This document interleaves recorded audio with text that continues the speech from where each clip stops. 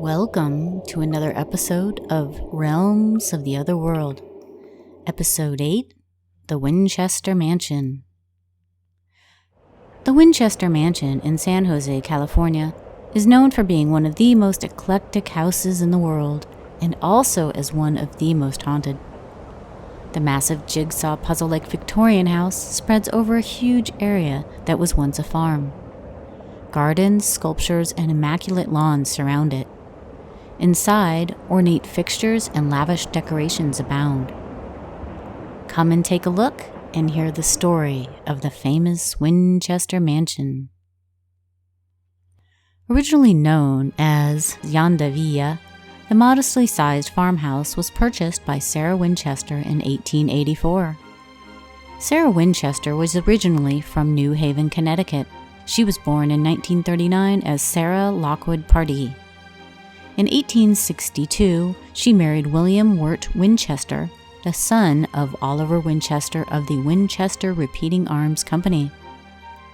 In 1866, they had a daughter named Annie. Unfortunately, within 6 weeks, Annie passed away from a malnourishment disease. Sarah and William were devastated. In 1873, William's father passed away and he inherited the entire Winchester Company. Sadly, William was also sick and passed away only 3 months later from tuberculosis. He was only 43 years old. This loss left Sarah completely blindsided and shattered. She did inherit 50% of the Winchester stock, plus $20 million, and $1,000 per month income. However, legend has it that Sarah was so very depressed after the loss of her family that a friend of hers recommended she go see a psychic medium named Adam Coons. At this time in the world, spiritualism, which is about communicating with those passed on, was quite popular. Sarah met with Adam, and he told her that there was good in her situation and that she inherited a fortune, but there was also a curse. According to him, many of the spirits of those that were killed by Winchester rifles would haunt and perhaps try to kill her unless she did a certain task. Adam told her that she had to make her surroundings attractive in order to please the good spirits so that they would protect her from the bad spirits. This was to be accomplished by building a house throughout her entire lifetime. If she did this, she would avoid any problems. Sarah moved to California and purchased the Yonda Villa to fulfill this requirement. With her fortune, she hired multiple construction workers, servants, and gardeners. She paid all of them very well, sometimes 3 times the going rate. Soon the non-stop construction began. Sarah was well educated and had fine taste in all. Opulent decor from Persia, France, Egypt, and Greece filled the house. Tiffany stained glass windows and Lincrusta ceilings and walls. It was the finest example of the Queen Anne and aesthetic movements. In addition to beauty, the house also had up-to-date innovations. There was full electricity, running water, a shower, many faucets, indoor garden areas with built-in drainage, washing sinks with built-in scrub boards, and carbide lights. Sarah also devised communication devices like talking tubes and servant bell systems. Although Sarah was not an architect, she somehow came up with the designs for the house.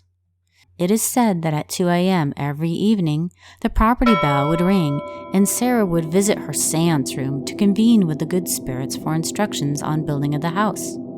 The house design was amazing, but also very strange. Staircases that went to nowhere, doors that opened to walls, closets that opened to only 1 inch of space, doors that opened to complete drop-offs, and skylights sitting just above the floor were some of the odd construction. Also, the number 13 played a huge role in the decorations of the house and yard. There were 13 palm trees, a specially designed 13-figure chandelier, 13 stones in a stained glass window, and 13 window panes in many of the windows. It is thought that the house had such a strange design to deliberately confuse the bad ghosts. In addition, the number 13 is said to ward off bad spirits. Sarah also tried to befuddle the ghosts by sleeping in a different bedroom every night. In 1906, the house was 7 stories high and had multiple rooms and corridors. This, unfortunately, was the year of the Great San Francisco earthquake. Sarah was trapped in one of the bedrooms, and her servants had to pry open the door to get her out. The house was severely damaged. Most of the 4th floor and up had to be demolished.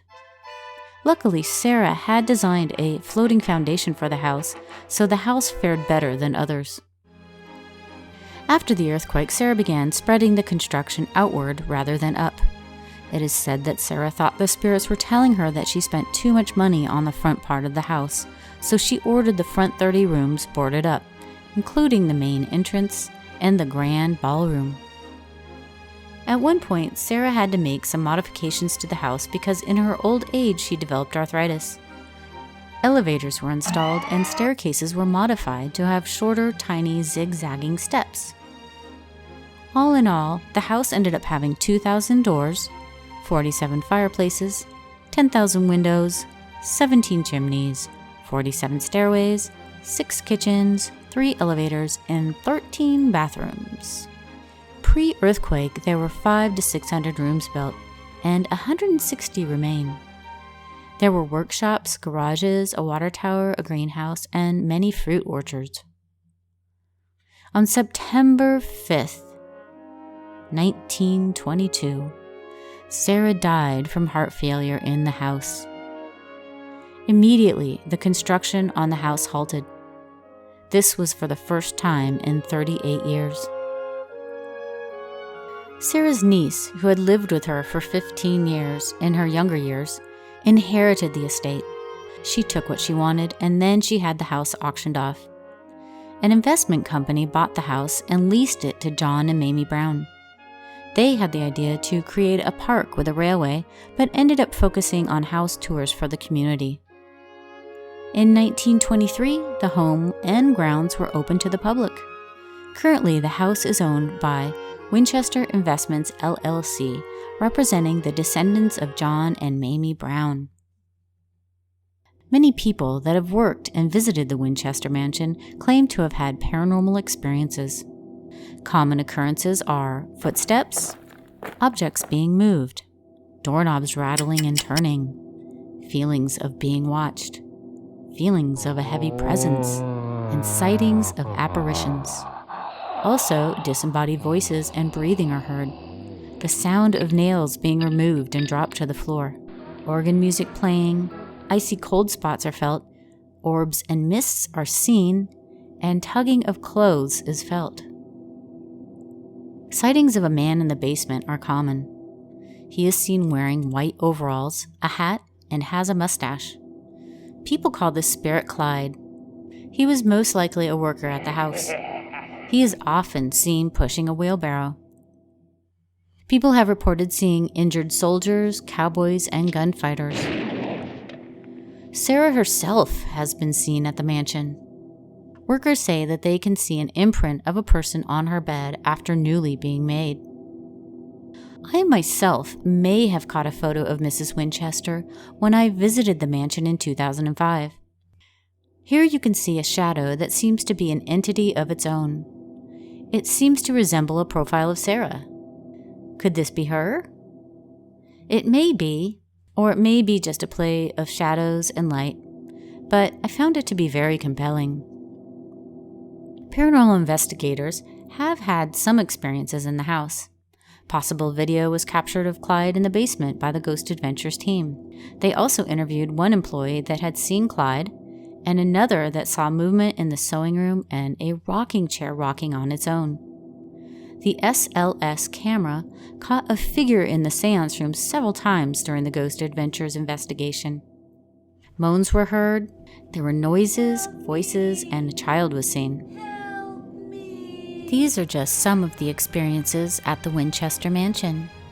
The history of the house is fascinating, the architecture unbelievable and breathtaking, and the spirit activity is extraordinary.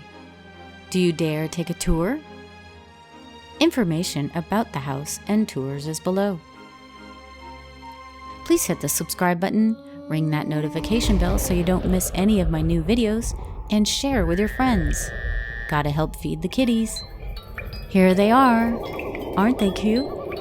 We would love your support. Have a great evening. Take care.